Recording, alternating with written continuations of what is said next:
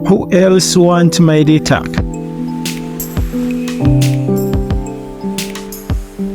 It's not just a criminal who seek your personal data. Number 1, Internet Service Provider (ISP). Number 2, advertisers. Number 3, search engine and social media platform. Number 4, website you visit. Apart from number 1, ISP, Internet Service Provider, your ISP track your online activities, and in some countries, they can sell this data to advertisers for profit.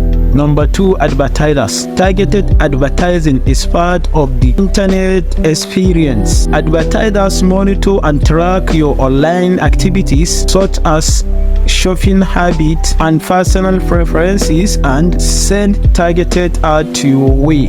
Number 3, search engines and social media platforms. These platforms gather information about your gender, geolocation, phone number, and political and religious ideologies based on your search history and online identity. This information is then sold to advertisers for a profit. Number 4, website you visit.